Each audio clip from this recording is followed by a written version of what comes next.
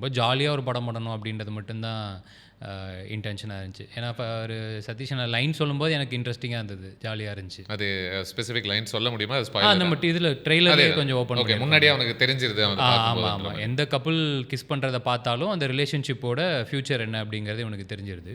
So இவன் லவ்வே பிடிக்காத ஒரு ஆளுக்கு இப்படி ஒன்று நடக்குது அப்படின்னா அது ஏன் நடக்குது, எப்படி நடக்குது. இப்போ இவன் ஒரு பொண்ணை லவ் பண்ணான்னா இப்போ அந்த பொண்ணை கிஸ் பண்ணுவானா மாட்டானா, இவ்வளோ தான். ஓ, அந்த அந்த ரூல் அவனுக்கும் அப்ளை ஆகுமா? அதுதான் அது அது அது படமா? இது இவ்வளோ தூரம் ட்ரெயிலர் சொன்னது.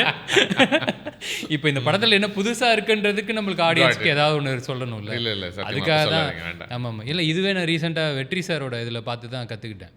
கதை சொல்லி தான் கூப்பிடணும் அப்படின்னு வெற்றி சார் சொல்லுவார் அடிக்கடி. எந்த படத்துக்காக?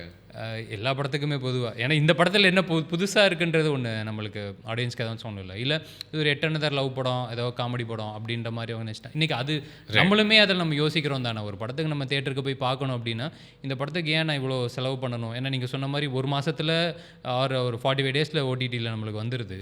இன்னும் கொஞ்சம் வெயிட் பண்ணால் நான் வீட்டிலே பார்த்துக்கலாமே அப்படின்ற மாதிரி இருக்கும்போது அதுக்கு என்ன ஆடியன்ஸ்க்கு ஒரு அவங்களுக்கு க்யூரியாசிட்டிக்கு நம்ம ஏதாவது ஒன்று ஒரு வேலை ஒன்று பார்க்கணும். நம்பிக்கையின் மறுபெயர் VVD 80 வருட பாரம்பரியம்.